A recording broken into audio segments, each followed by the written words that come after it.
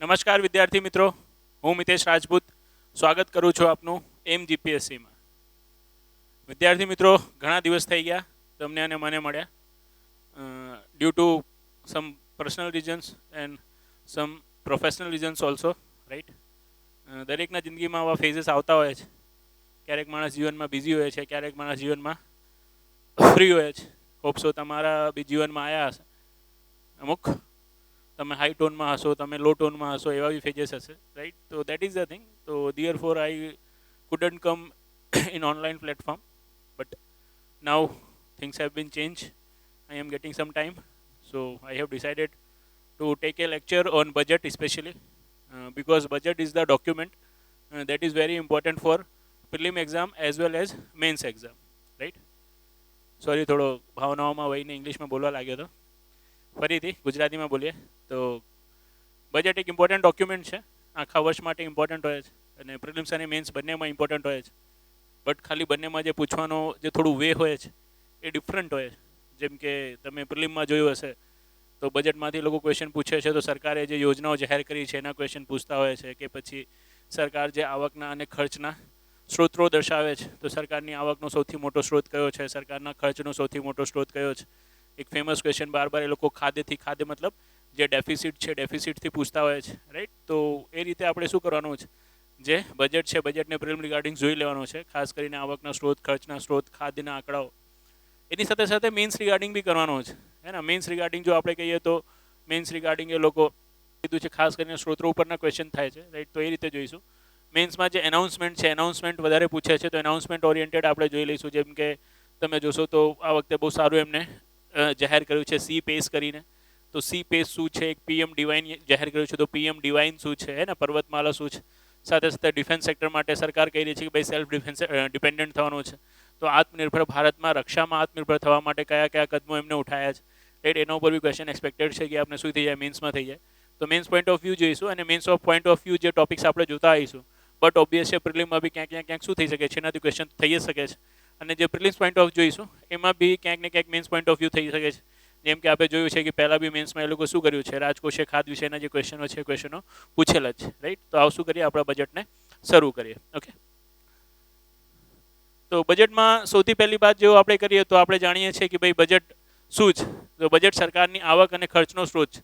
સરકાર દર વર્ષે આપણને બતાવે છે કેટલા લાખ કરોડ રૂપિયા શું કરવાની છે, એ આપના ઉપર ખર્ચ કરવાની છે. અને બટ ઓબ્વિયસ છે જો સરકાર આપના ઉપર ખર્ચ કરવાની હશે તો એને ક્યાંક ને ક્યાંકથી અર્ન કરીને બી લાવવું પડશે. તો સરકાર જે આપનાથી અર્ન કરવાની છે, જે આપનાથી કમાવાની છે, તો કેવી રીતે કમાવાની છે, રાઈટ, એ બી બતાવે છે. અને જે ખર્ચ કરવાની છે એ બી બતાવે છે.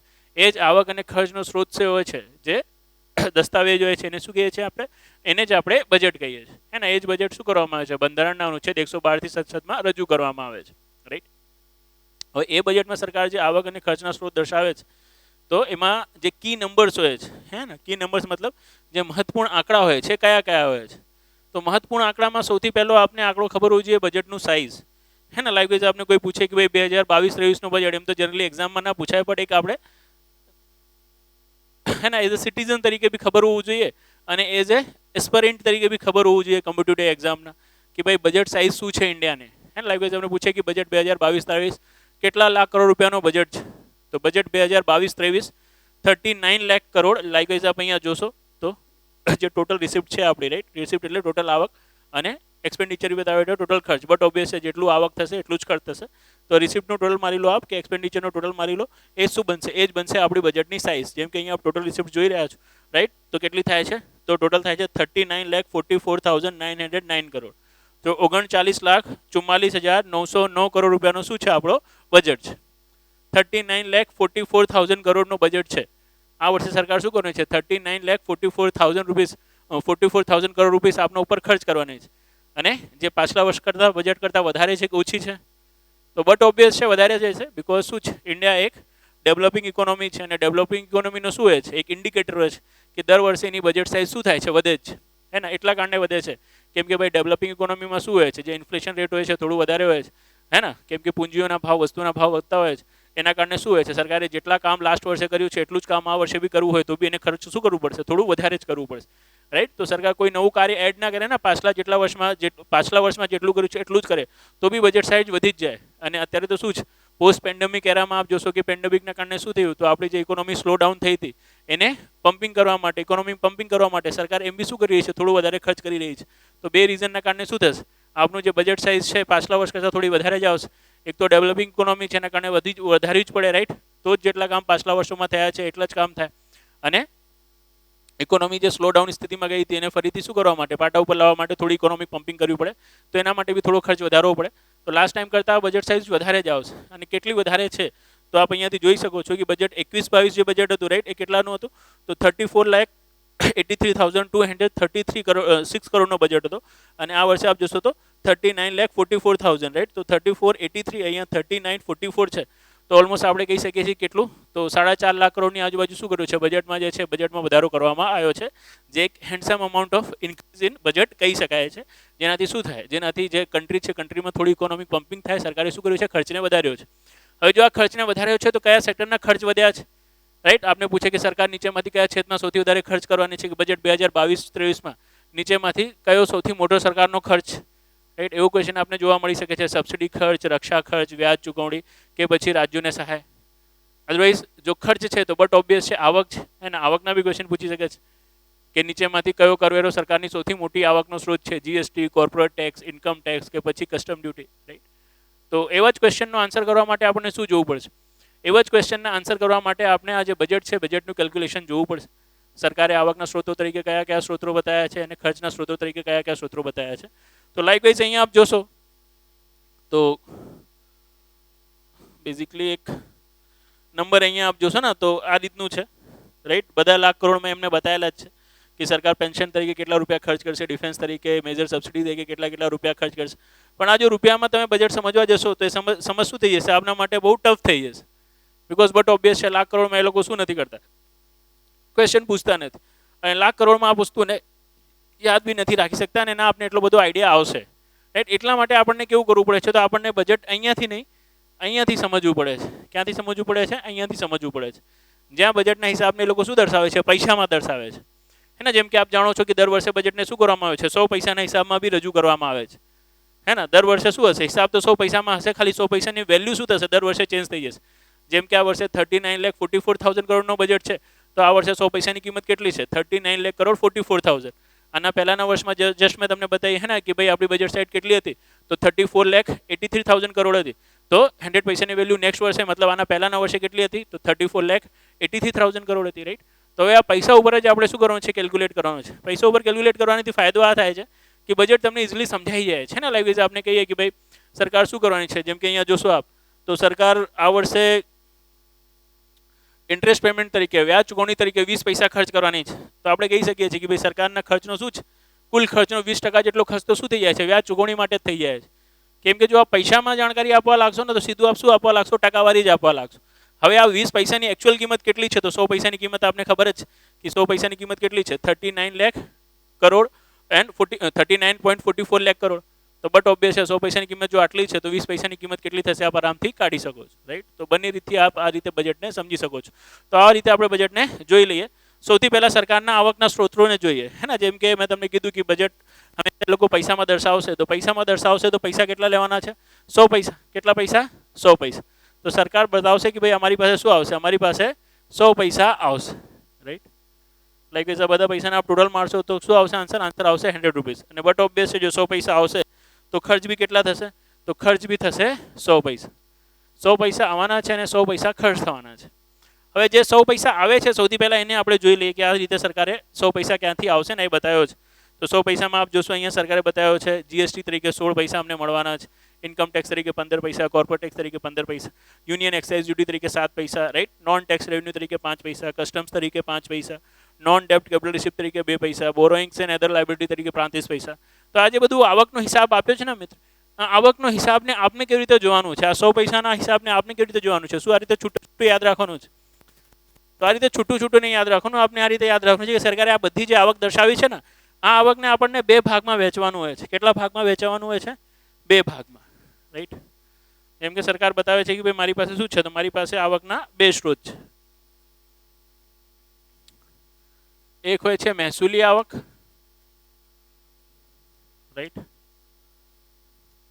અને એક હોય છે મૂડી આવક, હે ને, જેટલી બી આવક તમે એમાં જોઈ છે 8-9 પ્રકાર જે એમાં તમે જોયા એ બંને શું આવી જશે? એ બંને આવક આમાં જ આવી જશે, મહેસૂલી આવક અને મૂડી આવકમાં જ આવી જશે, હે ને. જેમ કે મહેસૂલી આવક કોને કહેવાશે? તો મહેસૂલી આવક એવી આવકને કહેવાય છે જે આવક સરકારને શું થાય છે? દર વર્ષે થાય છે, રાઈટ. દર વર્ષે સરકારને આવક થાય, સરકારને આવકને પાછી બી ના આપવી પડે, રાઈટ.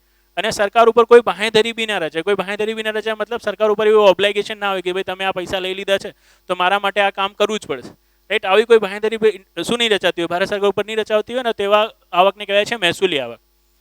તો હવે આપ વિચારશો કે આવી કેવી આવક છે ભાઈ દર વર્ષે થાય છે, આપને પાછી ચૂકવણી બી નહીં કરવી પડતી, સરકાર ઉપર કોઈ બાંહેધરી બી નહીં આવતી? તો સિમ્પલ આન્સર નીકળી અહીંયા આવશે ટેક્સ, કરવેરા, હે ને. દર વર્ષે સરકારને કરવેરા મળે જ. કરવેરા સરકાર ક્યારેક પાછી નહીં આપવાની આપ લોકોને, અને આપ કરવેરા ભરો છો તો સરકાર ઉપર કોઈ બાંહેધરી તો મૂકી નહીં શકતા કે સરકારે 2.5 લાખ રૂપિયા ઇન્કમ ટેક્સ ભર્યું છે. હવે જોઈ લેજો શું થવું જોઈએ. જ્યારે બી હું ઘરથી બહાર નીકળું તો મને તરત જ બસ મળી જવું જોઈએ કે પછી રેલવેમાં હંમેશા મારા માટે રિઝર્વેશન માટે સીટ ખાલી જોવી જોઈએ. એવું કોઈ ઓબ્લિગેશન તો તમે સરકાર ઉપર મૂકી નહીં શકતા. સરકારને પૈસાથી જે કરવું હશે એ કરશે, રાઈટ. તે બધા આવકના સ્ત્રોત શું કહેવાશે? કરવેરા. જેટલા બી પ્રકારના કરવેરા હોય બધા શું આવશે? મહેસૂલી આવકમાં જ આવી જશે. તો મહેસૂલી આવકમાં બેઝિકલી છે ને દરેક કરવેરા સામેલ હોય છે, હે ને. એટલે જ માટે કહેવાય છે કે all tax is revenue receipt. દરેક ટેક્સ શું છે? દરેક ટેક્સ રેવન્યુ રિસિપ્ટ છે. મહેસૂલી આવક છે. મહેસૂલી આવકને ઇંગ્લિશમાં રેવન્યુ રિસિપ્ટ કહેવાય છે. પણ ખાલી ટેક્સ જ રેવન્યુ રિસિપ્ટ છે એવું નથી, હે ને. મતલબ ખાલી ટેક્સ જ મહેસૂલી આવકમાં આવે છે એવું નથી. ટેક્સની સિવાય બી શું છે? એવી આવકના સ્ત્રોતો છે જે શું છે? મહેસૂલી આવક તો છે પણ ટેક્સ નથી, અને એને જ આપણે શું કહીએ છીએ? એને જ આપણે કહીએ છીએ નોન ટેક્સ રેવન્યુ રિસિપ્ટ, હે ને. બિન કરવેરા મહેસૂલી આવક. તો મહેસૂલી આવકને આ રીતે આપણે સેગ્રીગેટ કરી શકીએ છીએ: કરવેરા મહેસૂલી આવક અને બિન કરવેરા મહેસૂલી આવક, રાઈટ. બટ ઓબ્વિયસ છે કરવેરામાં બધા કરવેરા આપ જોઈ રહ્યા છો: જીએસટી, હે ને, income tax, corporate tax, union and excise duty, right, custom duty. આ બધા શું છે? આ બધા ટેક્सेस છે. તો આ બધા શું આવી જશે? કરવેરા મહેસૂલી આવકમાં આવી જશે. શેમાં આવી જશે? કરવેરા મહેસૂલી આવકમાં. હવે એ કરવેરા મહેસૂલી આવકમાં જો આપને પૂછે કે ભાઈ સરકારની આવકનો સૌથી મોટો સ્ત્રોત કયો કરવેરો છે, તો બજેટ 2022-23 સરકારે આવકના સૌથી મોટા સ્ત્રોત તરીકે કયા કરવેરાને દર્શાવ્યો છે? તો આપને એક્ઝેક્ટ યાદ રાખવાનું છે જીએસટી. જીએસટીને શું દર્શાવ્યો છે સરકારે? કરવેરાની જે આવક છે, કરવેરાની આવકમાં આવકનો સૌથી મોટો સ્ત્રોત તરીકે દર્શાવ્યો છે, રાઈટ. આપને યાદ રાખવું છે. તો આટલી તો થઈ ગઈ આપની કરવેરા આવક. હવે આ કરવેરા આવકની સિવાય, રાઈટ, બીજું આપ અહીંયા જોઈ રહ્યા છો નોન ટેક્સ રેવન્યુ રિસિપ્ટ 5 પૈસા દેખાય છે આપને. અને આ જ નોન ટેક્સ રેવન્યુ રિસિપ્ટ ક્યાં મૂકવામાં આવે છે? અહીંયા બિન કરવેરા મહેસૂલી આવક, હે ને. બિન કરવેરા મહેસૂલી આવક 5 પૈસા. આ બિન કરવેરા મહેસૂલી આવક 5 પૈસા, આમાં કઈ કઈ આવક આવશે? તો જે બહુ મસ્ત છે કે જો તમે બજેટનું એનાઉન્સમેન્ટ સાંભળ્યું હોય, હે ને, નિર્મલા સીતારમણજીનો, તો એમને કીધું છે કે આ વખતે આપણે શું કરવાના છે? જે યુનિવર્સલ ઓબ્લિગેશન ફંડ છે ટેલિકોમ કંપની ઉપર જે લાગતું હોય છે, રાઈટ, એને 5% રાખવાના છે. યુનિવર્સલ ઓબ્લિગેશન ફંડ મતલબ જે સ્પેક્ટ્રમની હરાજી કરે છે ભારત સરકાર, તો અત્યારે હરાજી છે એના ઉપર થાય છે, તો રેવન્યુ શેરિંગ મોડલ ઉપર થાય છે કે ભાઈ જેટલું તમે કમાશો ને એમાંથી શું કરવાનું છે? થોડું પેમેન્ટ અમને આપવાનું છે, રાઈટ. તો જેટલું એ કમાશે ને એમાંથી 5% સરકારને શું કરવાનું છે? યુનિવર્સલ ઓબ્લિગેશન ફંડ તરીકે સરકાર લઈ લેશે, રાઈટ. ટેલિકોમ કંપનીઓનો એક ઇસ્યુ હતો એજીઆરનો, એડજસ્ટેડ ગ્રોસ રેવન્યુનો. આપને ખબર હોય તો લાસ્ટ ટાઈમ મેન્સનામાં આપણે બતાવતા બી હતા. ઇસ્યુ બહુ ચર્ચામાં હતો, સુપ્રીમ કોર્ટમાં કેસ બી થયો હતો, રાઈટ. ત્યારે તો ક્વેશ્ચન નહોતો થયો. એ ક્વેશ્ચન નહીં થયો તેનો મતલબ જીવનમાં ક્યારેક નહીં થાય એવું નથી.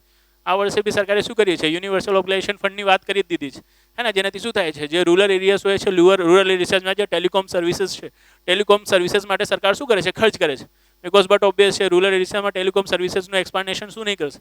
આજે ખાનગી કંપનીઓ છે, ખાનગી કંપનીઓ નહીં કરે, કેમ કે ત્યાં શું નહીં હોતા? ત્યાં એટલા બધા યુઝર્સ એમના માટે નથી હોતા, અને હોય બી છે તો બધા ફ્રી યુઝર જ હોય છે કે ઇનકમિંગ ચાલુ છે, આઉટગોઈંગ જીવનમાં બંધ છે, રાઈટ. તો એવા ક્ષેત્રોમાં બી શું થાય? ટેલિકોમ્યુનિકેશનનો પસાર થાય. એના માટે સરકાર શું કરે છે? આવી ટેલિકોમ્યુનિકેશન કંપનીથી સરકારે કીધું છે કે ભાઈ યુનિવર્સલ ઓબ્લિગેશન ફંડ તરીકે આ વર્ષે અમે કેટલા લઈશું? 5% લઈશું. તો આજે યુનિવર્સલ ઓબ્લિગેશન ફંડ 5% સરકારે કીધું છે, રાઈટ. એ શેમાં આવશે? તો એ કોઈ ટેક્સનો ભાગ નથી, કરવેરો નથી, રાઈટ. ભલે દર વર્ષે થઈ રહી છે પણ કોઈ ટેક્સ સ્વરૂપે શું નહીં કરી રહી? સરકાર ઉઘરાણી નથી કરી રહી. રેવન્યુ શેરિંગ મોડલ તરીકે શું કરી રહી છે? એમનાથી લઈ રહી છે. તો એ બિન કરવેરા મહેસૂલી આવકમાં જ આવશે. બિકોઝ સ્પેક્ટ્રમની હરાજીથી થતી શું છે? આવક છે. તો સ્પેક્ટ્રમની હરાજીથી થતી આવક છે, રાઈટ. એ રીતે શું છે? ખદાણોની હરાજીથી થતી આવક છે, કે એ જ રીતે શું છે જીવનમાં? તો એ જ રીતે આપની દંડ પેટે મળતી રકમ હોય છે, હે ને. દાન પેટે મળતી રકમ હોય છે. જેમ કે એનજીટી છે, એનજીટી હવે કોઈના ઉપર ફાઇન વાઇન લગાવી દે, જેમ કે શ્રી 420 નોટ શ્રી રવિશંકર મહારાજ ઉપર લગાવ્યો હતો. એમને ખબર છે ને આપને ફાઇન 5 કરોડ રૂપિયાનો આઈ થિંક લગાવેલો હતો યમુનાના કિનારે, જ્યારે એમને શું કર્યું હતું? વૈશ્વિક ધર્મ મહાસભા કરી હતી ત્યારે. તો બટ ઓબ્વિયસ એનજીટીએ દંડ લગાવ્યો છે, તો એનજીટીના જે શું હશે? ચીફ જસ્ટિસે પોતાના ઘરે તો નહીં લઈ જાય, સરકારની તિજોરીમાં જ આવશે. તો સરકાર એને કેવી આવક ગણશે? તો સરકાર એને બિનકરવેરા મહેસૂલી આવક જ ગણશે. બિકોઝ શું નથી, એ કોઈ ટેક્સ તો છે નહીં, દંડ પેટે મળ્યો છે. પણ ભલે દંડ પેટે મળ્યો છે, પણ સરકારને પાછું આપવાનું છે નથી. અને જે આવક પાછી નહીં આપવાની હોતી બધી મહેસૂલી આવકો જ છે. તો એવી બધી આવકો ક્યાં આવી જાય છે? બિનકરવેરા મહેસૂલી આવકમાં આવી જાય છે, જેને સરકારે કીધું છે કે આવી બધી આવક ભેગી મળીને કેટલી થશે? 5 પૈસા. આ બિનકરવેરા મહેસૂલી આવકમાં હું તમને ફરીથી કહું છું કે યાદ રાખવાનું છે હે ને, કે વ્યાજ પેટે મળતી રકમ હોય. સરકાર રાજ્ય સરકારોને શું આપે છે? લોન આપે છે. લોન્સથી જે વ્યાજ મળે છે, વ્યાજ પેટે મળતી રકમ, દંડ પેટે મળતી રકમ, હે ને, દાન પેટે મળતી રકમ, રાઈટ. એ જ રીતે જેમ કે હમણાં મેં તમને કીધું કે શું છે, સ્પેક્ટ્રમ છે, સ્પેક્ટ્રમની હરાજી પેટે મળતી રકમ, રાઈટ. તો વ્યાજ પેટે મળતી રકમ, દંડ પેટે મળતી રકમ, દાન પેટે મળતી રકમ, સ્પેક્ટ્રમની હરાજી પેટે મળતી રકમ, આવી બધી રકમો ભેગી થઈને શું થવાની છે? સરકારની 5 પૈસા આવક થવાની છે, જે સરકારે એક સાથે આપણે બતાવી દીધી છે. અને બાકી બધા જે ટેક્सेस બતાવ્યા છે, બધા ટેક્सेस શેમાં આવી જશે? કરવેરા આવકમાં આવી જશે, રાઈટ. અને કરવેરા બિનકરવેરા આવક આ બંને પ્લસ કરીને શેમાં આવી જાય છે? તો મહેસૂલી આવકમાં આવી જાય છે. તો આવકનો તો એક પ્રકાર થાય છે મહેસૂલી આવક, અને એ મહેસૂલી આવકમાં આપ જોશો તો અહીંયાથી લઈને શું થઈ જાય છે? અહીંયા સુધીની બધી આવક આવી જાય છે. હવે બે રહી જાય છે, બોરોઈંગ્સ એન્ડ અધર લાયબિલિટીઝ 35 પૈસા અને નોન ડેપ્ટ કેપિટલ રિસિપ્ટ્સ 2 પૈસા. મતલબ 35 ને 2 37 પૈસા. 37 પૈસા એવી આવક છે જે શું નહીં આવશે? જે મહેસૂલી આવકમાં નહીં આવશે. તો આ 37 પૈસા જો મહેસૂલી આવકમાં નહીં આવશે તો એ ક્યાં આવશે? તો બટ ઓબ્વિયસ છે આવશે આવકના બીજા પ્રકારમાં. અને એ આવકનો બીજો પ્રકાર કયો છે? તો એ આવકનો બીજો પ્રકાર છે મૂડી આવક, રાઈટ. મૂડી આવક સરકારે કીધું છે 37 પૈસા. હવે મૂડી આવક કોને કહેવાય છે? તો મૂડી આવક એવી આવકને કહેવાય છે જે શું નહીં થતી? જે દર વર્ષે નહીં થતી, રાઈટ. દર વર્ષે સરકારને નહીં મળે ટેક્સની જેમ કે દર વર્ષે મળી જ રહી છે. અને જો મળી બી ગઈ છે તો એવું નથી કે આપણે પાછું નહીં આપવાનું, આપણે પાછી ચૂકવણી બી કરવી પડશે, રાઈટ. દર વર્ષે ના મળે, પાછી ચૂકવણી કરવી પડે. અને સરકાર ઉપર બાંહેધરી બી રચાઈ જાય, એકદમ મહેસૂલી આવકથી અપોઝિટ બાંહેધરી બી રચાઈ જાય. મતલબ કે ભાઈ જે સરકાર છે, સરકાર ઉપર ઓબ્લિગેશન આવી જાય કે ભાઈ જો આ પૈસા લીધા છે તો કામ કરવું જ પડશે. તો એવી બધી આવકને કહેવાય છે મૂડી આવક. હવે એવી તો કઈ કઈ આવક છે? તો બટ ઓબ્વિયસ છે ઋણ આવક. સરકાર જે લોન લઈને આવે છે તો લોન લાઇકવાઇઝ તમે સમજો કે સરકારે શું કર્યું? કોઈ નેશનલ હાઈવે પ્રોજેક્ટ છે એના માટે લોન લીધું જો વર્લ્ડ બેંક, હે ને, બિકોઝ ડેવલપમેન્ટ માટેનો પ્રોજેક્ટ છે ને, ડેવલપમેન્ટ માટેનો જે લોન છે કોણ આપે છે? વર્લ્ડ બેંક આપે છે. ટ્રેડ માટે લોન લેવું હોય તો કોણ આપે છે? IMF આપતું હોય છે, રાઈટ. એ બંનેમાં ડિફરન્સ હોય છે, આપણે ક્લાસમાં કહેતા બી હોઈએ છીએ. ભલે બંને શું છે? બ્રેટન વુડ્સ સંસ્થા છે, ટ્વિન સિસ્ટર્સ કહેવામાં આવે છે, બટ બંનેના ઓબ્જેક્ટિવ્સ જે છે એ ઓબ્જેક્ટિવ્સ એકદમ ડિફરન્ટ છે, રાઈટ. અને એના ઉપરથી હવે તમે જોવો છો થોડા ક્વેશ્ચન થાય બી છે. તો આને ડિસ્કસ કરીશું આપણે, ક્યારેક મળીશું જીવનમાં. તો બટ એટલીસ્ટ અત્યારે આપણે આટલું તો ખ્યાલ હોવું જોઈએ કે ભાઈ ડેવલપમેન્ટ માટેનો લોન કોણ આપતું હોય છે? વર્લ્ડ બેંક આપે છે. તો નેશનલ હાઈવે બનાવવા માટેનો લોન આપને વર્લ્ડ બેંક આપશે. તો વર્લ્ડ બેંકથી તમે સમજો લોન લીધું કે ભાઈ શું કરવું છે? જે પૂર્વાંચલ એક્સપ્રેસ હાઈવે છે એને બનાવવું છે. તો પૂર્વાંચલ એક્સપ્રેસ હાઈવે આપને બી ખબર છે અત્યારે યુપીમાં બની રહ્યો છે, હે ને, ગોરખપુર જઈ રહ્યો છે, આપને ખબર છે. જ્યાંથી આપણા શ્રી યોગી આદિત્યનાથજી મહારાજ આવે છે, યુપીના અત્યારે શું છે? મુખ્યમંત્રી બી છે. તો એના માટે લોન લીધી હવે વર્લ્ડ બેંકથી. તો એવું તો થાય નહીં કે એ પ્રોજેક્ટ બધાને તમે લોન લઈ લીધી અને પછી એનાથી શું કરવા લાગશો? રાફેલ વિમાન ખરીદવા લાગશો. એવું થશે તો વર્લ્ડ બેંક પાછા પૈસા ખેંચી લેશે. તો આપણા ઉપર બાંહેધરી આવી જાય છે. અને એક વખત તમને પ્રોજેક્ટ માટે લોન આપી છે તો દર વર્ષે આપશે નહીં, તો એક જ વખત આપને મળશે. અને મળી ગઈ છે તો એવું નહીં છે મળી જાય આપી દીધું વર્લ્ડ બેંકે પછી તમને ભૂલી જવાનું છે, એવું નહીં. તમે ભલે ભૂલી જાઓ, વર્લ્ડ બેંક યાદ રાખશે અને વર્લ્ડ બેંક વ્યાજ સહિત શું કરશે? એને પાછું બી લેશે. તો દેટ ઇઝ ધ થિંગ, હે ને. આવા બધા ઋણ શું હશે? એ બધા મૂડી આવકમાં આવશે, રાઈટ. કેમ કે જે ઋણ છે એ ઋણ શું હોય છે? આપણે એક જ વખત મળે છે, આપણે પાછું બી આપવું પડે છે, અને આપણે શું કરવું પડે છે? આપના ઉપર બાંહેધરી બી રચાતી હોય છે. તો જે મૂડી આવકની વિશેષતાઓ છે બધી વિશેષતાઓ ઋણમાં આવે છે. એટલા માટે બધી ઋણ આવક શું છે? મૂડી આવક છે. તો જે રીતે મહેસૂલી આવકના આપણે બે ભાગ પાડ્યા હતા, કરવેરા આવક, બિનકરવેરા આવક, એ જ રીતે મૂડી આવકના બે ભાગ થઈ જશે, ઋણ આવક અને બિન ઋણ આવક. હવે ઋણ આવક તરીકે સરકારે બતાવી દીધું છે ને, બોરોઈંગ્સ એન્ડ અધર લાયબિલિટીઝ 35 પૈસા. તો 35 પૈસા શું થઈ ગઈ? આપણી ઋણ આવક થઈ ગઈ. પણ ખાલી ઋણ જ શું નથી? મૂડી આવક નથી. આપણે જોયું હશે નીચે શું લખ્યું હશે? નોન ડેપ્ટ કેપિટલ રિસિપ્ટ, રાઈટ. કેટલી? મતલબ કેપિટલ રિસિપ્ટ છે મતલબ મૂડી આવક છે, પણ કેવી છે? નોન ડેપ્ટ. નોન ડેપ્ટ મતલબ બિન ઋણ. બિન ઋણ મૂડી આવક તરીકે સરકારે શું કીધું છે? તો બિન ઋણ મૂડી આવક તરીકે સરકારે 2 પૈસા કીધા છે. કેટલા પૈસા? 2 પૈસા. હવે બિન ઋણ મૂડી આવકમાં સરકાર લાઈકવાઇઝ કોઈ પોતાની સંપત્તિનો વેચાણ કરે છે, એનાથી જે આવક થાય છે, રાઈટ, એ બધા આવકને શું કહેવાય છે? એ બધા આવકને કહેવાય છે બિન ઋણ મૂડી આવક, હે ને. કેમ કે ઋણ તો લીધું નથી, પણ જો સંપત્તિ તમે વેચી નાખી તો પછી જીવનમાં વેચી નાખી, હે ને. ભાડા ઉપર આપો ને તો ભાડા પેટે મળતી જે રકમ હોય ને ક્યાં આવે? એ આવે આપણે બિનકરવેરા મહેસૂલી આવકમાં. કેમ કે ભાડો શું મળે છે? ભાડો આપણે દર વર્ષે મળે છે. અને સ્પેક્ટ્રમનો શું કરવામાં આવે છે? હરાજીમાં એનું રેન્ટ જ લેવામાં આવે છે. તો સ્પેક્ટ્રમના હરાજીથી થતી આવક શું છે? દર વર્ષની આવક છે. દર વર્ષે શું કરવું પડે છે? રેવન્યુ શેરિંગ મોડલ ઉપર ટેલિકોમ કંપનીઓને પૈસા આપવું પડે છે. પણ સરકારે સમજો કોઈ જમીન છે, પોતાની કોઈ જમીન વેચી દીધી, અદરવાઇઝ પોતાની કોઈ કંપની છે, જેમ કે અત્યારે સરકાર કરી રહી છે એર ઇન્ડિયાને વેચ્યું જો, તો એર ઇન્ડિયાને જો ટાટાને વેચ્યું તો ટાટા એક વખત પૈસા આપી દીધા તો આપી દીધા ને, શેર ટ્રાન્સફર થઈ ગયા. દર વર્ષે થોડી આપવાનો છે, તો એક જ વખતની આવક થશે. હવે એક જ વખતની આવક કેવી ગયા છે? મૂડી આવક. તો આ થઈ તો મૂડી આવક, પણ શું સરકારે કોઈ ઋણ લીધું? તો સરકારે કોઈ ઋણ લીધો છે નહીં. તો આ શેમાં આવશે? તો આવશે બિન ઋણ મૂડી આવકમાં. તો આ જ છે સરકારી સંપત્તિઓના વેચાણથી થતી જે બધી આવક હોય છે ને, બિન ઋણ આવકમાં આવતી હોય છે, જે ઓલમોસ્ટ સરકારે કેટલું કીધું છે? 2 પૈસા કીધું છે. અને જે બોરોઇંગ્સ મતલબ જે ઋણ લઈને આવે છે એ બી શું હોય છે? બી મૂડી આવક હોય છે. સરકારે કેટલું કીધું છે? 35 પૈસા કીધું છે. તો 35 અને 2 આ રીતે 37 પૈસા શું થશે? આપણી મૂડી આવક. અને બટ ઓબ્વિયસ છે, જો 37 પૈસા મૂડી આવક હશે તો મહેસૂલી આવક કેટલી હશે? તો મહેસૂલી આવક હશે 63 પૈસા. કેટલા પૈસા? 63 પૈસા. હવે આ 63 પૈસામાં 5 પૈસા શું છે? બિન કરવેરા આવક છે. તો બટ ઓબ્વિયસ છે, કરવેરા આવક કેટલી હશે? તો કરવેરા આવક હશે 58 પૈસા. અને આ 58 પૈસામાં શું છે? જીએસટી છે, કોર્પોરેટ ટેક્સ છે, ઇન્કમ ટેક્સ છે, હે ને, કસ્ટમ ડ્યુટી છે, યુનિયન એક્સાઇઝ ડ્યુટી છે, બધું જ. તેમાં સૌથી મોટો કયો છે? તો એનામાં સૌથી મોટો છે જીએસટી. કયો છે? જીએસટી. આ રીતે આપણે આવકને શું કરવાનું છે? આવકને આપણે યાદ રાખવાનું છે, હે ને. દરેકના પૈસા યાદ નહીં રાખવાના, બસ ખાલી આ યાદ રાખવાનું છે કે સરકારના આવકના સૌથી મોટા સ્ત્રોત તરીકે કયો કરવેરો સરકારે લીધું છે? તો જીએસટી લીધું છે 16 પૈસા. બાકી તો ખાલી આપણે આ વર્ગીકરણ યાદ રાખવાનું છે, હે ને. લાઈક આપણે એક્ઝામમાં ક્વેશ્ચન પૂછે કે સ્પેક્ટ્રમના હરાજી પેટે મળતી રકમ આ નીચેમાંથી કઈ આવકનો ભાગ છે?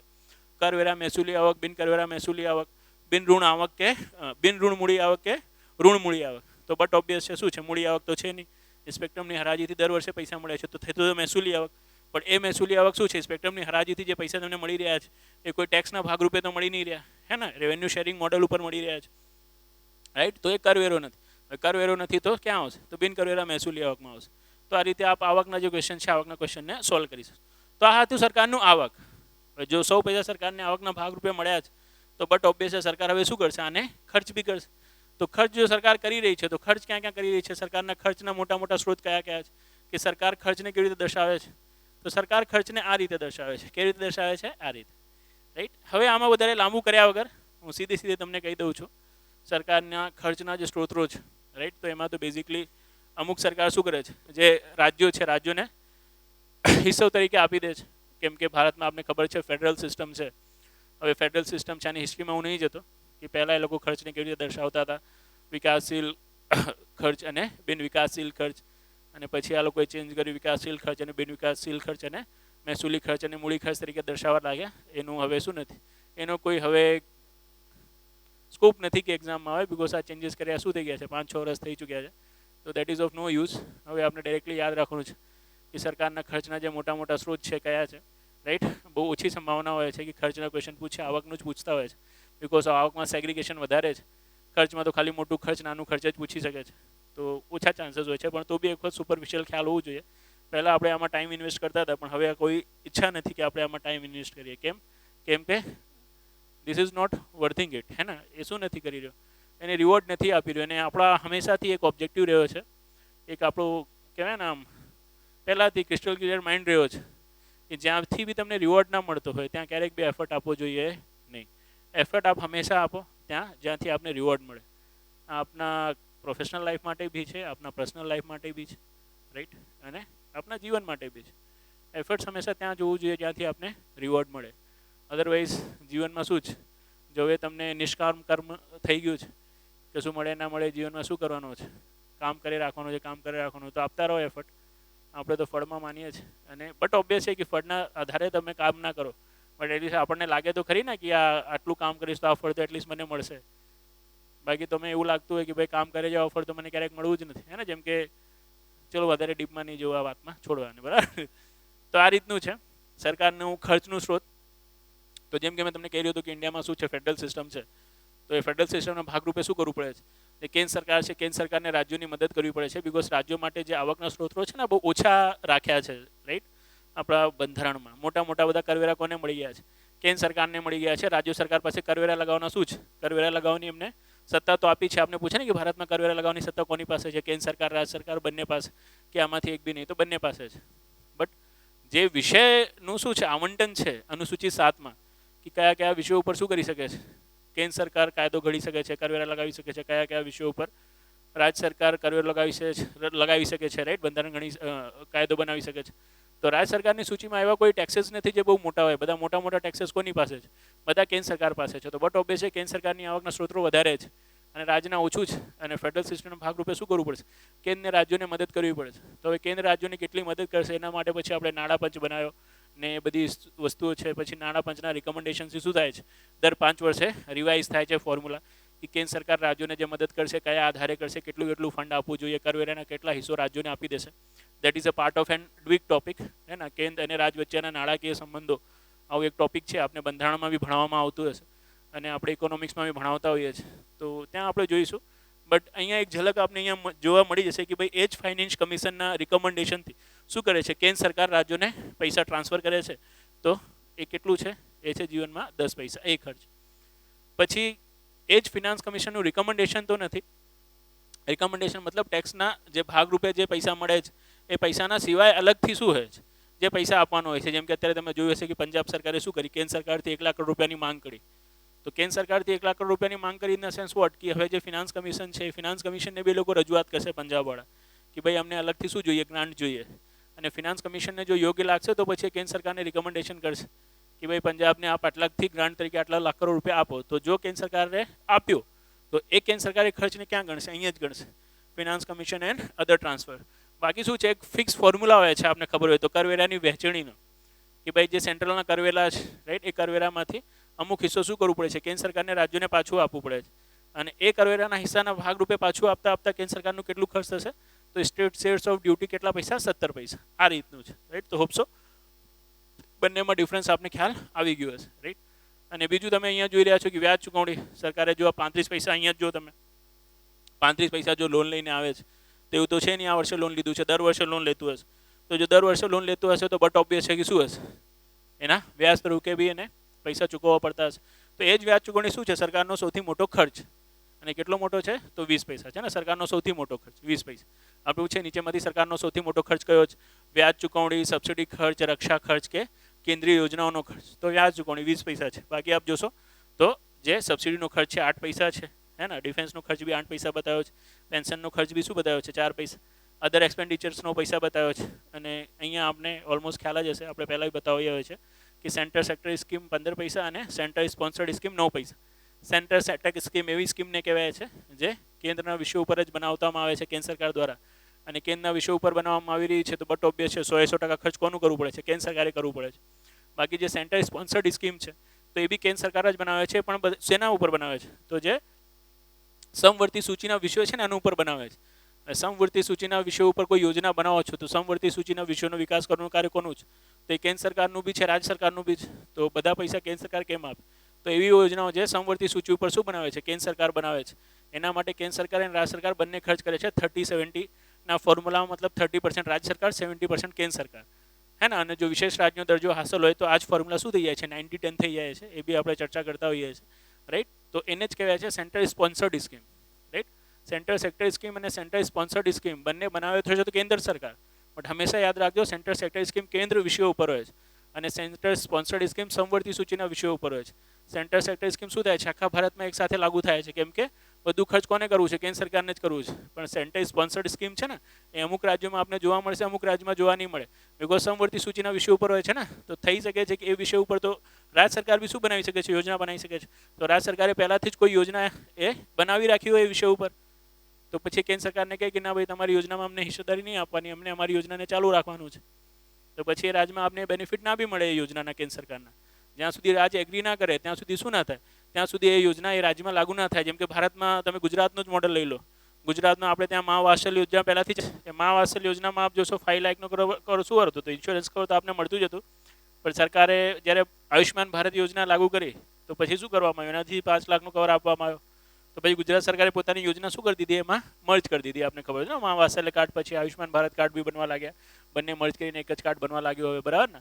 તો આવું ગુજરાતમાં થયું બિકોઝ બીજેપી ગવર્મેન્ટ હતી કેન્દ્રમાં અને રાજ્યમાં બી બીજેપી ગવર્મેન્ટ, તો એમને મર્જ કરી. પણ એ જ જોશો આપ તો બેઝિકલી શું છે? પશ્ચિમ બંગાળે નહીં મર્જ કરી બિકોઝ ત્યાં શું હતી? મમતા બેનર્જીની સરકાર હતી. તેમને પોતાની યોજનાઓ જે ઇન્સ્યોરન્સ માટેની હશે એ ચાલુ રાખી હશે. તો દેટ ઇઝ ધ થિંગ હે ને. જે centre sponsored scheme Ayushman Bharat યોજના એમાં કેન્દ્ર સરકાર રાજ્ય બંનેનો ખર્ચ કરવું પડશે. અને આપણે ખબર છે સ્વાસ્થ્ય માટે છે તો સ્વાસ્થ્ય શું છે? સમવર્તી સૂચિનો વિષય છે. બંનેને કાર્ય કરવું હોય તો જો રાજ્યોએ પહેલાંથી કાર્ય કરી રાખ્યું છે તો અમુક રાજ્યો શું નહીં કરે? મર્જ નહીં બી કરે તો એવા રાજ્યોમાં તમને કેન્દ્રની યોજનાનો લાભ નહીં મળે. તો એ રીતે આપણે ડિફરન્સ યાદ રાખવું પડશે કે સેન્ટર સેક્ટર સ્કીમ અને સેન્ટર સ્પોન્સર્ડ સ્કીમમાં શું ડિફરન્સ છે, રાઈટ. તો એ રીતે આપ જોશો તો સેન્ટર સેક્ટર સ્કીમમાં 15 પૈસા અને સેન્ટર સ્પોન્સર્ડ સ્કીમમાં સરકાર કેટલા ખર્ચ કર્યા છે? 9 પૈસા. તો આ બધા ખર્ચાઓમાં આપને એક જ ખર્ચને પકડી રાખવાનો છે કે સરકારનો ખર્ચનો સૌથી મોટો સ્ત્રોત કયો છે? તો ઇન્ટરેસ્ટ પેમેન્ટ, હે ને. વ્યાજ ચૂકવણી સરકારનો શું છે? સૌથી મોટો ખર્ચનો સ્ત્રોત છે. એ આપને શું કરવાનું છે? એ આપને જીવનમાં ધ્યાન રાખવાનું છે, રાઈટ. તો આ હતું આવક અને ખર્ચની વાત. જેમ કે આપ જોશો તો આવકનો સૌથી મોટો સ્ત્રોત છે જીએસટી અને ખર્ચનો સૌથી મોટો સ્ત્રોત છે દેટ ઇઝ વ્યાજ ચૂકવણી, હે ને. પછી આવકના પ્રકારો યાદ રાખજો અને મહેસૂલી આવક અને મૂડી આવકમાં કઈ કઈ આવક આવે છે એને યાદ રાખજો. તો આપને શું આવશે? તો આપને એક હોલિસ્ટિક આઈડિયા આવકનો અને ખર્ચનો આવતો રહેશે ને એનાથી કોઈ બી ક્વેશ્ચન થશે ને તો એ આપ કરતા રહેશો. હવે જો આ જ આવક અને ખર્ચ પછી, રાઈટ, નેક્સ્ટ જે આપણો ટોપિક બનતો હોય છે, રાઈટ, જે બજેટમાં દર્શાવતા હોય છે લોકોને એક્ઝામમાં બહુ ઇમ્પોર્ટન્ટ હોય છે ખાદ્યનું, હે ને. ખાદ્ય મતલબ ડેફિસિટ. ડેફિસિટ બોલે તો in the sense Gujarati, not Gujarati, deficit બોલે ઇન ધ સેન્સ ગુજરાતીમાં દેટ ઇઝ ખાદ્ય. તો શું હોય છે ખાદ્ય આપણે બતાવીશું જીવનમાં, પણ એના પહેલાં આપણે, રાઈટ, જોઈએ તો આપણે 25 એપ્રિલ છે, જેમ કે આપ જાણો છો કે હવે શું થઈ ગયું છે, નવું જે જીપીએસસીનો કેલેન્ડર છે, નવું જીપીએસસીનો કેલેન્ડર આવી ચૂક્યો છે. તો એ નવા કેલેન્ડર મુજબ આપ જોશો તો ડીવાયએસઓની એક્ઝામ છે, આરએફઓની એક્ઝામ છે, રાઈટ, સાથે સાથે જીવનમાં ક્લાસ 1-2ની એક્ઝામ છે. તો આવી બધી જે એક્ઝામ છે જીપીએસસીનું સિલેબસ આપ જોશો કોમન છે, રાઈટ. તો એના માટે એક કોમન ઇન્ટિગ્રેટેડ બેચ જે આપને શું કરી શકે જીપીએસસીની બધી એક્ઝામ્સમાં, અને એક વખત આપ જીપીએસસી કરો છો તો બટ ઓબ્વિયસ છે એમાં બધી ક્લાસ 3ની એક્ઝામ ઓટોમેટિક કન્ક્લુડ થઈ જાય છે બિકોઝ બધા વિષયો આમાં આવી જ જાય છે.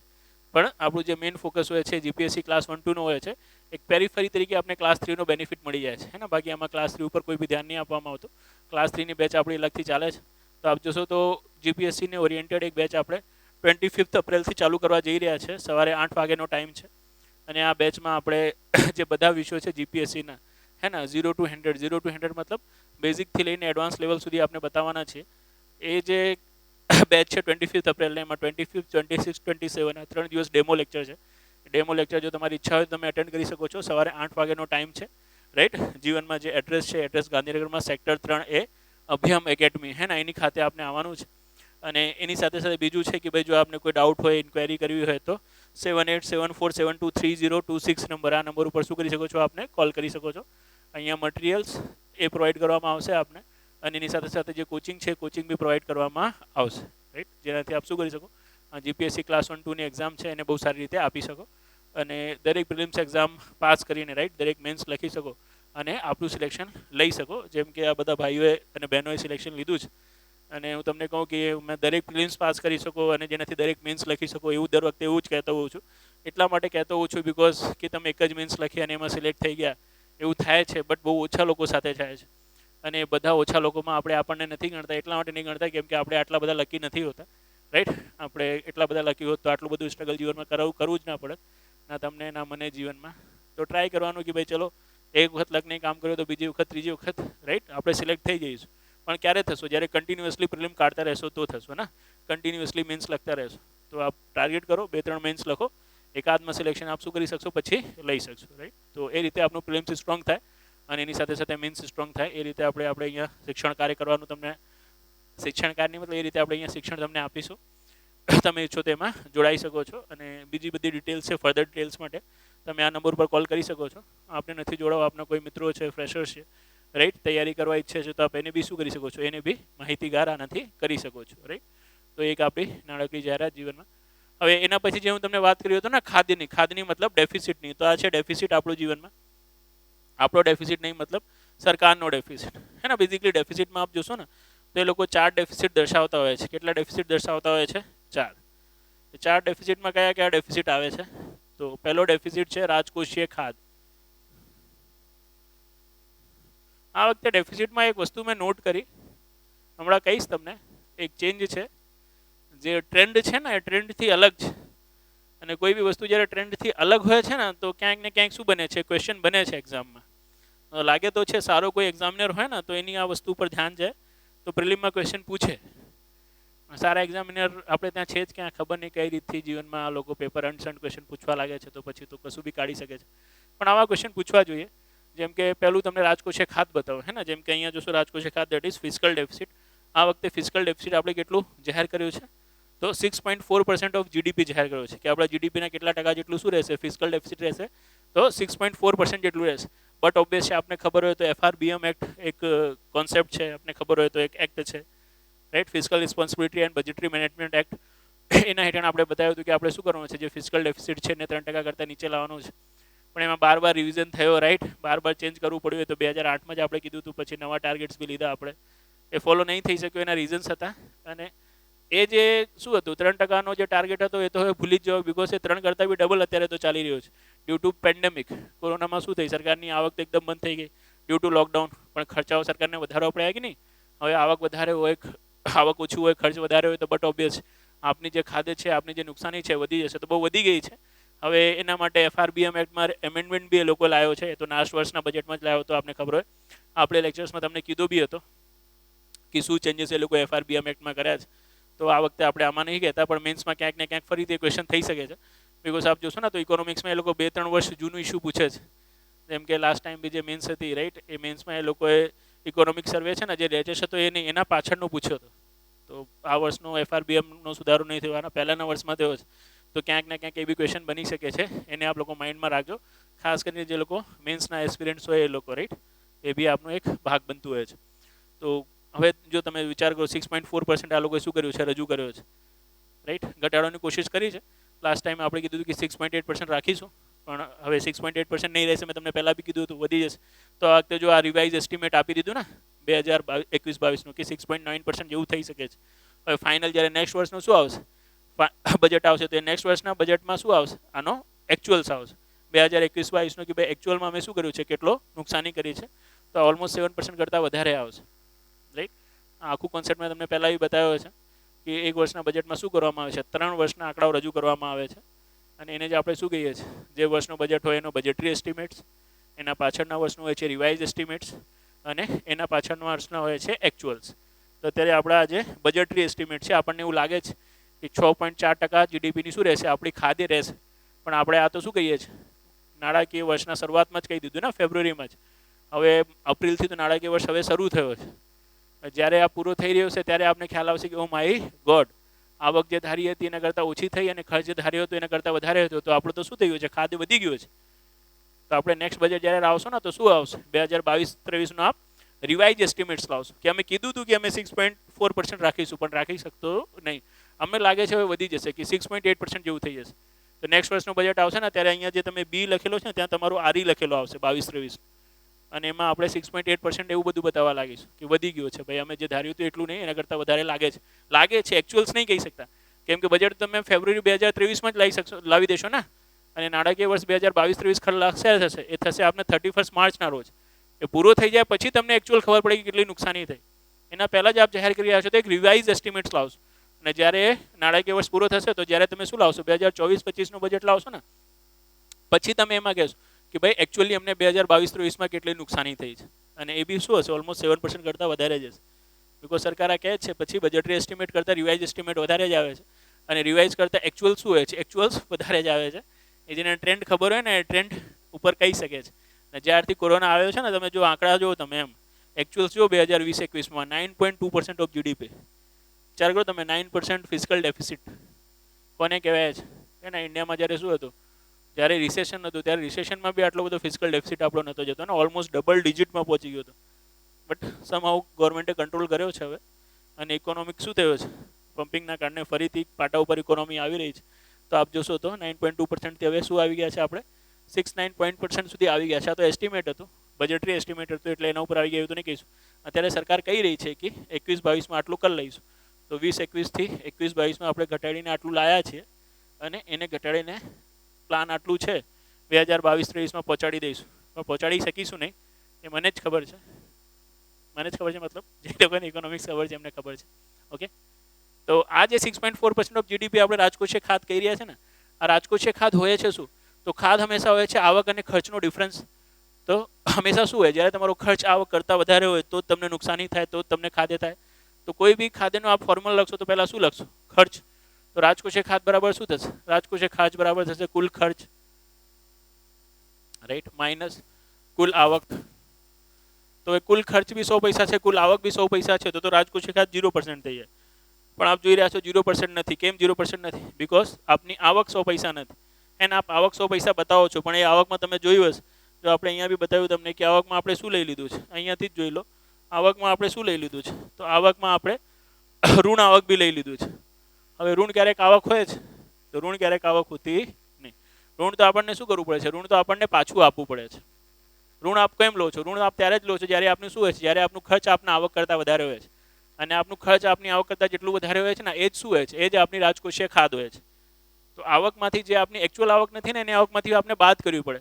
તો આપણે શું કરીએ છીએ, આપણે રાજકોષીય ખાધ કાઢવા માટે કુલ આવકમાંથી ઋણ આવકને બાદ કરી દઈએ છીએ. તો આ રીતે આપણે રાજકોષીય ખાધનો ફોર્મ્યુલા મળી જાય છે. આ થઈ જશે 100, આ થઈ જશે માઇનસ, આ થઈ જશે 100, આ થઈ જશે 35, અને આ જ્યારે તમે ખોલશો તો 100 માઇનસ 100 પ્લસ 35, તો આ 0 0 100 ઉડી ગયું તો આવી ગયું 35 પૈસા. અને આ 35 પૈસાની કિંમત કેટલી છે, તો આપણા જીડીપીના 6.4% જેટલી છે. તો આપણા જીડીપીના શું હશે, 6.4% જેટલું આપણું રાજકોષીય ખાધ હશે એવું આપણે કહી રહ્યા છીએ. તો આ રાજકોષીય ખાધનો ફોર્મ્યુલા છે. આ જ ફોર્મ્યુલામાં એ લોકો ઘણા બધા ચેન્જીસ કરે છે. આપણે ઘણી બધું બતાવ્યું છે. આમાં તમે 3-4 ફોર્મ્યુલા લખી શકો છો. આ જેમ કે આ ફોર્મ્યુલાને તમે ખોલ્યો તો કુલ ખર્ચ માઇનસ કુલ આવક પ્લસ ઋણ આવક થઈ ગયું. હવે કુલ ખર્ચ માઇનસ કુલ આવક બરાબર શું હોય છે, તો કુલ ખર્ચ માઇનસ કુલ આવક બરાબર હોય છે બજેટરી ડેફિસિટ. બજેટરી ડેફિસિટ બોલે તો અંદાજપત્રીય ખાધ. તો આની જગ્યાએ આપ શું લખી શકો છો, તો આની જગ્યાએ આપ અંદાજપત્રીય ખાધ બી લખી શકો છો ને. તો અંદાજપત્રીય ખાધ, બટ ખાલી આટલું યાદ રાખજો, આ માઇનસ ખુલ્યો છે તો માઇનસ માઇનસ પ્લસ થશે, તો પ્લસ શું આવશે, પ્લસ ઋણ આવક આવશે. આ રીતનું હોય છે, રાઈટ. તો આ રાજકોષીય ખાધ. હવે રાજકોષીય ખાધ પછી બીજું આપ અહીંયા જોશો તો બીજું ડેફિસિટમાં એ લોકોએ બતાવ્યું છે શું, તો બીજું ડેફિસિટમાં એ લોકો બનાવ્યો છે રેવન્યુ ડેફિસિટ. કયો ડેફિસિટ, રેવન્યુ ડેફિસિટ, જે આપણે કર્યા છે કે ભાઈ 3.8% રહેશે. કેટલું રહેશે, 3.8%. તો રેવન્યુ ડેફિસિટ શું છે, તો બહુ સિમ્પલ છે. જે રીતે આવકના તમારા બે સ્ત્રોત છે ને, મહેસૂલી આવક અને મૂડી આવક, એ જ રીતે ખર્ચના બી બે સ્ત્રોત હોય છે, મહેસૂલી ખર્ચ અને મૂડી ખર્ચ. જે ખર્ચ દર વર્ષે થાય એને કહેવાય છે મહેસૂલી ખર્ચ, જે ખર્ચ એક જ વખત કરવું પડે એને કહેવાય છે મૂડી ખર્ચ. તો જે મહેસૂલી ખાધ છે શું છે, તો મહેસૂલી ખાધ છે મહેસૂલી આવક અને મહેસૂલી ખર્ચનો ડિફરન્સ. સરકારનો મહેસૂલી ખર્ચ વધારે છે, મહેસૂલી આવક વધારે છે, મહેસૂલી આવક ઓછી છે, એના કારણે શું છે, જે મહેસૂલી ખર્ચ અને મહેસૂલી આવકનો ડિફરન્સ છે ને એને જ કહેવાય છે મહેસૂલી ખાધ, હે ને, રેવન્યુ ડેફિસિટ. અને એ રેવન્યુ ડેફિસિટ આપણા જીડીપીના કેટલા ટકા છે, તો 3.8% ઓફ જીડીપી છે. તો અહીંયા ફોર્મ્યુલો મહેસૂલી ખાધનો ઇમ્પોર્ટન્ટ નથી એટલા માટે હું લખીને નહીં બતાવી રહ્યો, પણ આપ યાદ રાખી શકો છો કે મહેસૂલી ખાધ શું છે, તો મહેસૂલી ખર્ચ અને મહેસૂલી આવકનો ડિફરન્સ. ખર્ચ વધારે છે, આવક ઓછી છે, એના કારણે મહેસૂલી ખાધ છે, હે ને. મહેસૂલી ખર્ચ ઓછું હોત, આવક વધારે હોત, તેને આપણે શું કહેત, એને આપણે મહેસૂલી પુરાંત કહેત. જેમ કે આજથી 2 વર્ષ પહેલા ગુજરાત સરકારનો મહેસૂલી પુરાંત આવતો હતો, બટ આફ્ટર લોકડાઉન એને પેન્ડેમિક ગુજરાત સરકારનો બી શું આવવા લાગ્યો છે, મહેસૂલી ખાદ્ય આવવા લાગ્યો છે, રાઈટ. તો મહેસૂલી ખાદ્ય આપ જોશો તો જીડીપીના કેટલા પર્સન્ટ, 3.8%. હવે એ મહેસૂલી ખાત પછી આપને લેવાનું છે શું, તો આપને લેવાનું છે અસરકારક મહેસૂલી ખાત, ઇફેક્ટિવ રેવન્યુ ડેફિસિટ. હવે અહીંયા છે ને, અહીંયા ડિફરન્સ આવ્યો છે. જો 4 ડેફિસિટ બતાવે છે, કેટલા ડેફિસિટ બતાવે છે બજેટમાં, 4 ડેફિસિટ. એ 4 ડેફિસિટ કયા કયા છે, તો 4 ડેફિસિટ છે આપના fiscal deficit, revenue deficit, effective revenue deficit અને પ્રાઇમરી ડેફિસિટ. મતલબ રાજકોષીય ખાધ, મહેસૂલી ખાધ, અસરકારક મહેસૂલી ખાધ અને પ્રાથમિક ખાધ, રાઈટ. આનું ક્રમ પૂછે કે બજેટ 2022-23માં દર્શાવવામાં આવેલા ખાધનો ચડતો ક્રમ કયો છે, ઉતરતો ક્રમ કયો છે. તો આ જો કોઈ બી વર્ષના બજેટનો પૂછતો હોય ને, તો આનો એક બેઝિક શું હતો, સિક્વન્સ હતો કે સૌથી મોટી હોય છે ફિસ્કલ ડેફિસિટ, એનાથી ઓછી હોય છે રેવન્યુ ડેફિસિટ, એનાથી ઓછી હોય છે ઇફેક્ટિવ ડેફિસિટ, અને સૌથી ઓછી હોય છે પ્રાઇમરી ડેફિસિટ, પ્રાથમિક ખાધ. આ વર્ષે આપણે જોયું છે ને કે અહીંયા ચેન્જ થઈ ગયો છે, આ 3rd નંબર ઉપર આવી ગયો છે ને આ 4th નંબર ઉપર આવી ગયો છે. તો એટલા કારણે શું બની શકે છે, આ ક્વેશ્ચન બની શકે છે કે બજેટ 2022-23માં દર્શાવેલી ખાધને શું કરો, એના ઉતરતા ક્રમમાં ગોઠવો. તો ઉતરતા ક્રમમાં ગોઠવો તો સૌથી મોટી ખાધ કઈ છે, ફિસ્કલ ડેફિસિટ. એના પછી છે રેવન્યુ ડેફિસિટ, મહેસૂલી ખાધ. એના પછી છે ઇફેક્ટિવ રેવન્યુ ડેફિસિટની જગ્યાએ પ્રાઇમરી ડેફિસિટ, અને એના પછી છે ઇફેક્ટિવ રેવન્યુ ડેફિસિટ. અહીંયા આપ જોશો ને તો આ લાઇનની શું થઈ ગઈ છે, ક્રોસિંગ ઓવર અહીંયા થઈ ચૂકી છે. આ જો આપની જે ઓરેન્જવાળી છે 2.6% છે, અને આ જે યલોઇશ જેવી છે કેટલી છે, 2.8% છે.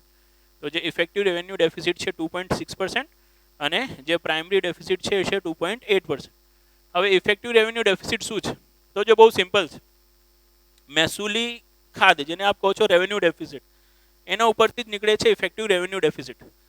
મહેસૂલી ખાધ શું છે, તો મહેસૂલી ખાધ છે મહેસૂલી ખર્ચ માઇનસ મહેસૂલી આવક, રાઈટ. મહેસૂલી ખર્ચ માઇનસ મહેસૂલી આવક. મહેસૂલી ખર્ચ શું છે, તો સરકાર જે દર વર્ષે જે ખર્ચ કરે છે એને કહેવાય છે મહેસૂલી ખર્ચ. હવે એ જ ખર્ચના ભાગરૂપે સરકાર શું કરે છે, દર વર્ષે રાજ્ય સરકારને પૈસા આપે છે, તો હા આપે છે. દર વર્ષે સરકાર શું કરી છે, રાજ્ય સરકારોને મદદ કરી છે, તો સરકાર બધું ખર્ચ એમાં સામેલ કરી લેશે, રાજ્ય સરકારોને જેટલી મદદ કરશે એ બધું ખર્ચ સામેલ કરી લેશે પોતાના મહેસૂલી ખર્ચમાં. પણ હવે તમે સમજો ગુજરાત સરકાર છે ને ગુજરાત સરકારને શું મળ્યું? કેન્દ્ર સરકારથી સમજો 1000 રૂપિયા સહાય તરીકે મળ્યું, કરવેરાના ભાગરૂપે મળ્યું. હવે 1000 રૂપિયા મતલબ 1000 કરોડ રૂપિયા. હવે આ 1000 કરોડ રૂપિયામાંથી 800 કરોડ રૂપિયા તમે શું કરી નાખ્યું? પેન્શન સબસિડી આ તરીકે ખર્ચ કરી નાખ્યો. તો એ તો બધું મહેસૂલી ખર્ચ થયો. પણ 200 કરોડ રૂપિયા તમે કોઈ ડેમ માટે ખર્ચ કરી નાખ્યો. તો ડેમ બનાવવા માટેનો ખર્ચ એ તો દર વર્ષે થાય નહીં ને. એ કેવો ખર્ચ થયો? તો એ થઈ ગયો આપનો મૂડી ખર્ચ, રાઈટ. તો તમને મળ્યો 1000 કરોડ રૂપિયા, એ આખાનો આખો 1000 કરોડ સરકારે કેમાં ગણ્યો છે? મહેસૂલી ખર્ચમાં. પણ એ 1000 કરોડમાંથી 200 કરોડ એમાં ખર્ચ થયો છે, એ ખર્ચ થયો છે મૂડી ખર્ચમાં. રાજ્ય સરકારે કેવી રીતે ખર્ચ કર્યો છે? મૂડી ખર્ચમાં. તો એકચ્યુઅલમાં કેન્દ્ર સરકારને કેટલો ગણવો જોઈએ? તો 800 કરોડ, પણ ગણીને કેટલો લીધો છે? 1000 કરોડ. આના જ કારણે શું આવી રહ્યું છે? મહેસૂલી ખાત થોડું વધારે આવી રહ્યું છે.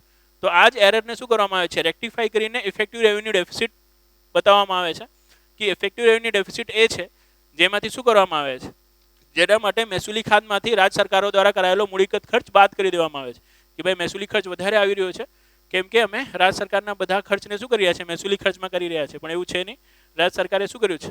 જેટલો બી મૂડી ખર્ચ કર્યો છે કેન્દ્ર સરકારની સહાયમાંથી, એને તમે શું કરી નાખો? જે મહેસૂલી ખર્ચ છે એમાંથી બાદ કરી નાખો. એટલું શું હોય છે? એકચ્યુઅલ મહેસૂલી ખર્ચ હોય છે. તો એ એકચ્યુઅલ મહેસૂલી ખર્ચ શું છે? જે મહેસૂલી આવક છે એના કરતાં કેટલું વધારે છે ને, એ જ શું છે? એ જ આપની ઇફેક્ટિવ રેવન્યુ ડેફિસિટ છે, અસરકારક મહેસૂલી ખાત છે. એના જ કારણે અસરકારક મહેસૂલી ખાતના ફોર્મ્યુલાને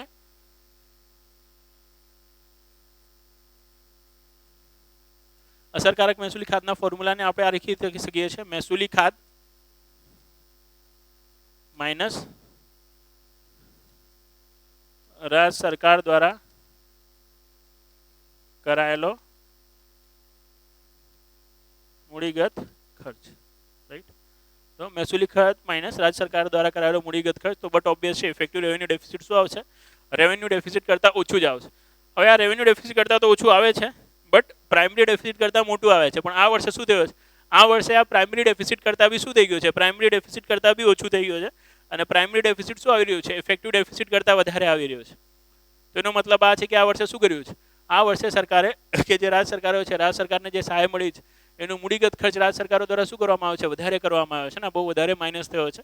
એના જ કારણે શું થયું છે? જે અસરકારક મહેસૂલી ખર્ચ છે આપનો ઓછો થયો છે અને પ્રાથમિક ખાત શું થયું છે? પ્રાથમિક ખાત આપની એના કરતાં વધારે થઈ છે. ઓકે. અદરવાઇઝ આપણે એવું બી કહી શકીએ છીએ કે પ્રાથમિક ખાત જે કાઢો છે એમાં જે વ્યાજ ચૂકવણી છે ને, વ્યાજ ચૂકવણીનો ખર્ચ શું છે? સરકારનું ઘટ્યું છે. એના કારણે પ્રાથમિક ખાત વધ્યું છે. એના કારણે શું થઈ ગયું છે? આપની જે પ્રાથમિક ખાત છે એ પ્રાથમિક ખાત ઘટ્યું છે. એના કારણે આપની પ્રાથમિક ખાત શું આવી રહી છે? થોડી વધારે આવી રહી છે. જેમ કે પ્રાથમિક ખાત છે, પ્રાથમિક ખાત એટલે પ્રાઇમરી ડેફિસિટ. પ્રાથમિક ખાત શું હોય છે? તો જો પ્રાથમિક ખાત હોય છે કે ભાઈ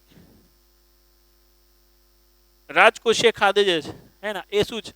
એ સરકારના આવક અને ખર્ચનો ડિફરન્સ. સરકાર પોતાની આવક કરતાં કેટલું વધારે ખર્ચ કરી રહી છે ને, એ છે રાજકોષીય ખાત.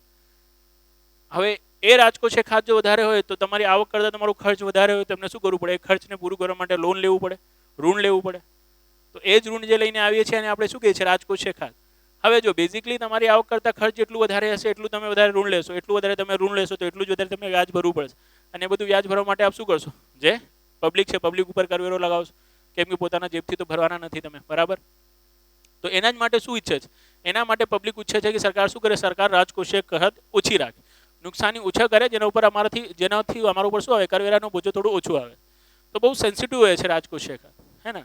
ગવર્મેન્ટ ઈચ્છે છે એને ઓછું રાખે. કેમ? કેમ કે શું થાય છે? એનાથી પબ્લિક સેન્ટિમેન્ટ્સ છે એના માટે પોઝિટિવ થાય છે કે ઓ સરકાર શું નથી કરતી? પૈસા વેફળતી નથી, રાઈટ. લોન વધારે લેતી નથી. રાજકોષીય ખાત શું રાખે છે? ઓછી રાખે છે. પણ રાજકોષીય ખાત ઓછું રાખવા માટે શું કરવું પડે? સરકારને પોતાના ખર્ચને બી ઘટાડવું પડે. હવે પોતાના ખર્ચને ઘટાડવા માટે સરકાર કહે છે કે અમે એ જ ખર્ચને ઘટાડી શકીએ છીએ જે ખર્ચ શું હોય? જે ખર્ચ અમારા હાથમાં હોય. અમુક ખર્ચાઓ એવા આવે છે ને જે અમારા હાથમાં નહીં હોતા, જેને અમે ઘટાડી શકતા જ નથી. તો તમે એ ખર્ચને શું ના કરો? એ ખર્ચને અમારા ખર્ચ તરીકે જોવો જ નહીં. એ ખર્ચને બાદ કરીને બાકી જે ખર્ચ અમારા હાથમાં છે એ ખર્ચ શું છે? અમારી આવક કરતાં કેટલું વધારે છે ને, એને તમે જુઓ અને એને જ ખાત ગણો. અને એ જે આપણે કરીએ છીએ ને એ હોય છે પ્રાથમિક ખાત. બહુ ડિટેલમાં આને આપણે એક્ઝામ્પલ લઈને ક્લાસમાં સમજાવીએ છીએ, વિડીયો લેક્ચર છે, રાઈટ. એમાં 2-3 વખત આપણે પહેલાં બી કહી ચૂક્યા છે. આપણા બજેટના જૂના લેક્ચર જો તમે ક્યાંક જોયા હશે, અલગ અલગ યુટ્યુબ ચેનલ ઉપર અવેલેબલ છે, રાઈટ. તો એમાં તમને આઈડિયા હશે. જેમાં એટલે માટે હું વધારે ટાઈમ વેસ્ટ કરવા નથી માંગતો. પણ હા, હું અત્યારે ફોર્મ્યુલા લખીશ તો આપણે એક્ઝેક્ટ ખ્યાલ આવી જશે કે પ્રાથમિક ખાત કાઢવા માટે શું હતું? આપણું કુલ ખર્ચ હતું. હવે કુલ ખર્ચમાંથી હે ને સરકાર કહે છે કે ભાઈ વ્યાજ ચૂકવણીનો ખર્ચ એવો ખર્ચ છે ને જે અમારા હાથમાં નથી, જેને અમે ઓછું કરી શકતા નથી, એના છૂટકે અમને આપી દેવી જ પડે છે. રક્ષા ખર્ચ છે, સબસિડી છે, કેન્દ્રની યોજનાનો ખર્ચ છે, એ બધું તમારા હાથમાં છે. એ અમે કંટ્રોલ કરી શકીએ. વ્યાજ ચૂકવણી ક્યાંથી કંટ્રોલ કરી શકીએ? જે લોન લીધેલું છે તો ફિક્સ ટર્મ ઉપર લીધેલું છે, ફિક્સ વ્યાજ ઉપર લીધું છે, એ વ્યાજ ચૂકવણી તો અમને શું કરવી પડશે? એ જ કન્ડિશન હેઠળ આપવી પડશે. તો એ ખર્ચને તમે અમારા ખર્ચ તરીકે ગણો જ નહીં, એને બાદ કરી દો. અને એ બાદ કરીને જે એકચ્યુઅલ ખર્ચ બન્યો છે ને, આ ખર્ચ અમારી આવક કરતાં કેટલો વધારે છે ને, એ જ અમારી નુકસાની તરીકે ગણો. તો આ તમારું ખર્ચ છે. તો આ ખર્ચમાંથી હવે શું વાત કરો? આવકને બાદ કરો. તો સરકારની આવક શું હોય છે? તો સરકારની આવક આ હોય છે, અમને ખબર જ છે, કુલ આવક ભલે 100 રૂપિયા હોય છે, પણ એ 100 પૈસામાંથી શું હોય છે? ઋણ આવક, રાઈટ? એ બી હોય છે. તો ઋણ આવક તો આવક હોતી નથી. તો ઋણ આવકને આપણે શું કરીએ છીએ? કુલ આવકમાંથી બાદ કરી દઈએ છીએ. તો આ છે સરકારની એકચ્યુઅલ આવક અને આ છે સરકારનું એકચ્યુઅલ ખર્ચ. અને આનું ડિફરન્સ શું કહેવાય છે? આનું ડિફરન્સ કહેવાય છે પ્રાથમિક ખાત. હવે આમાં જ આપ જોશો તો કુલ ખર્ચ માઇનસ કુલ આવક માઇનસ ઋણ આવક બરાબર શું થાય છે? તો કુલ ખર્ચ માઇનસ કુલ આવક માઇનસ ઋણ આવક બરાબર થાય છે રાજકોષીય ખાત. શું થાય છે? રાજકોષીય ખાત. આ 3 ટર્મ બરાબર. તો આ થઈ ગયું રાજકોષીય ખાત. તો બાકી શું વધ્યું? તો બાકી વધ્યું વ્યાજ ચૂકવણી. તો પ્રાથમિક ખાત બરાબર શું થાય છે? રાજકોષીય ખાત માઇનસ વ્યાજ ચૂકવણી, રાઈટ? તો બેઝિકલી હવે આ રાજકોષીય ખાત શું આવી રહ્યું છે? વધારે આવી રહ્યું છે. પહેલાં તો પોસ્ટ પેન્ડેમિક એરા પહેલાં છે ને, આ તો શું હતું? પોઈન્ટ્સમાં જતો રહ્યો હતો, 0.3%, 0.4%. હવે તો જો તમે હે ને 5.8 હતો, પછી ઘટાડીને આપણે શું કર્યું? 3.1 સુધી લાવવાની વાત કરી, પણ લાવી નહીં શક્યા. અત્યારે તો 3.3 ઉપર છે. અને હવે ઘટાડીને શું કરી રહ્યા છે આપણે? 2.8% ઉપર લાવવાની વાત કરી રહ્યા છે. તો બેઝિકલી રાજકોષીય ખાત બહુ વધારે છે. એના કારણે શું આવી ગયું છે? પ્રાઇમરી ડેફિસિટ છે. પ્રાઇમરી ડેફિસિટ ઉપર આવી ચૂક્યો છે. શેનાથી? ઇફેક્ટિવ રેવન્યુ ડેફિસિટથી. પણ એ તો અહીંયા બી વધારે હતું. તો બી તમે જુઓ ને, પ્રાઇમરી ડેફિસિટ શું હતું? એ ઇફેક્ટિવ રેવન્યુ ડેફિસિટથી ઓછું જ હતું. તો ક્યાંક ને ક્યાંક સરકારે શું કર્યો છે? તો ક્યાંક ને ક્યાંક સરકારે જે આ વ્યાજ ચૂકવણી છે, રાઈટ, એ વ્યાજ ચૂકવણીને આપણે શું કર્યો છે? એ વ્યાજ ચૂકવણીને આપણે કંટ્રોલ કર્યો છે. એ ખર્ચ ઘટ્યો છે. હવે એ ખર્ચ ઘટ્યો છે એના જ કારણે શું થયું છે? જે પ્રાથમિક ખાત છે ને, થોડી વધારે આપને દેખાઈ રહી છે, રાઈટ? અને જે એક સારી બાબત છે. ઓકે, તો દેટ ઇઝ ઇટ. તો આ ખાસ યાદ રાખજો, બજેટમાં આવક અને ખર્ચમાં આટલું જ છે. હું તમને ફરીથી એસ્ટિમેટ આપું તો શું હતું? 39,44,000 કરોડ રૂપિયાનો બજેટ હતો. એ બજેટમાં આવક અને ખર્ચમાં સૌથી મોટી આવકનો સ્ત્રોત હતો જીએસટી, ખર્ચનો સૌથી મોટો સ્ત્રોત હતો વ્યાજ ચૂકવણી. અને જ્યારે ખાતની વાત કરીએ આપણે, તો ખાતની વાતમાં સૌથી મોટી ખાત છે રાજકોષીય ખાત, રાઈટ? દર વર્ષની જેમ. અને રાજકોષીય ખાત કેટલા ટકા છે? તો 6.4% ઓફ જીડીપી. સેકન્ડ નંબર ઉપર છે મહેસૂલી ખાત, દર વર્ષની જેમ, જે કેટલી છે? 3.8% ઓફ જીડીપી. થર્ડ નંબર ઉપર શું છે? તો દર વર્ષની જેમ અહીંયા ઇફેક્ટિવ રેવન્યુ ડેફિસિટ છે નહીં. થર્ડ નંબર ઉપર આવે છે primary deficit, that is 2.8% of GDP. અને ફોર્થ નંબર ઉપર આવે છે effective revenue deficit, that is 2.6% of GDP. આટલી વસ્તુ તમને શું કરવાની છે? પ્રિલિમ પોઈન્ટ ઓફ વ્યૂ યાદ રાખવાની છે બજેટમાં આવક અને ખર્ચના સ્ત્રોતોમાં, રાઈટ, અને ખાદ્યમાં. એના પછી સેકન્ડ પોર્શન ઉપર આપણે જઈશું. સેકન્ડ પોર્શન હશે આપણો કયો? તો સેકન્ડ પોર્શન હશે આપણો બજેટની એનાઉન્સમેન્ટનો, જે સૌથી ઇમ્પોર્ટન્ટ પોર્શન છે, રાઈટ? બહુ ઇમ્પોર્ટન્ટ છે. પ્રિલિમ્સ માટે પણ એવી જાહેરાતો થઈ છે, એઝ વેલ એઝ મેન્સ માટે પણ. મેન્સ માટે તો 2-3 એવી જાહેરાતો છે જે ક્યાંક ને ક્યાંક આપને બહુ યુઝફુલ થશે, હે ને? મેન્સનું કોઈ ડાયરેક્ટ ક્વેશ્ચન બી મને તો લાગે તો થઈ જશે. અદરવાઇઝ જો નહીં થાય તો ઘણા બધા એવા પોઈન્ટ્સ મળશે જેનાથી આપ શું કરી શકશો? જેનાથી આપ આપના ક્વેશ્ચનને એનરીચ કરી શકશો. સાયન્સ એન્ડ ટેક માટે બી ઘણી બધી બાબતો મળશે, રાઈટ? એની સાથે સાથે આપણું જે ઇકોનોમિક્સ છે, ઇકોનોમિક્સના ક્વેશ્ચન માટે બી ઘણી બધી બાબતો મળશે. કરંટ અફેર્સના, રાઈટ, જે ક્વેશ્ચન છે એના માટે બી ઘણી બધી બાબતો મળશે, જેનાથી આપ આપના ક્વેશ્ચનને એનરીચ કરી શકશો. તો એને જ આપણે બજેટના જે સેકન્ડ પાર્ટ છે, સેકન્ડ પાર્ટમાં લઈને હાજર થઈશું. આ લેક્ચર્સમાં આપણે બજેટની કેલ્ક્યુલેશન સુધી જ લાગીએ છીએ. આપને જો આ લેક્ચર ગમ્યો હોય તો જીવનમાં એને થોડું લાઇક વેક કરજો. અને તમારા મિત્રો જે તૈયારી વેરી કરતા હોય, રાઈટ, એના સુધી પહોંચાડવાનું ટ્રાય કરજો, રાઈટ? બિકોઝ નોલેજ હંમેશા શું થાય છે? શેરિંગથી વધે જ.